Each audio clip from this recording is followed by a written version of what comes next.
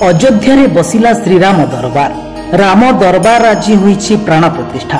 पूरा परिवार सह राम दरबार रे विराजिछन्ति श्रीराम।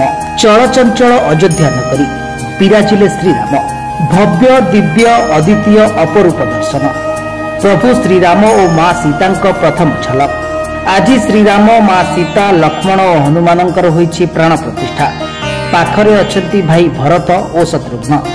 प्राण प्रतिष्ठा पर सीता राम चारि भाई एवं बजरंगबली को अलंकार रे सज्जित कर अयोध्यार भव्य राम मंदिर रे भगवान रामलल्ला प्राण प्रतिष्ठा उत्सव प्राय 1.5 वर्ष पर एबे आउ एक प्राण प्रतिष्ठा होईछि।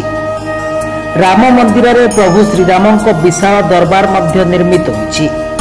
एही दरबार मंदिर प्रथम महला रे निर्मित, जहाकू आज राम दरबार भाव में प्रतिष्ठित करा जायछि। आज गंगा दशहरा। एही अवसर में प्रभु श्रीराम नगरी अयोध्यार धार्मिक विश्वास एवं सांस्कृतिक मर्यादार सुवर्ण अध्याय रे आउ एक पृष्ठा जोड़ी होईछि। आज पुणी थरे अयोध्यार राम मंदिर रे प्राण प्रतिष्ठा होईछि। आज राम दरबार एवं गर्भगृहर चारिकोण रे निर्मित अन्यान्य मंदिर रे 7टी मूर्तिर प्राण प्रतिष्ठा होईछि। अयोध्या एवं काशीरू 111 जन वैदिक ब्राह्मण एही प्राण प्रतिष्ठा पूजा करिसेंती।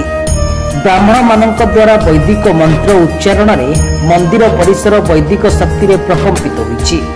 एहा परे श्री राम स्वयं राम दरबार रे बसिसेंती। तापरे भक्त माने रामललांक राम दरबार दर्शन करिसेंती।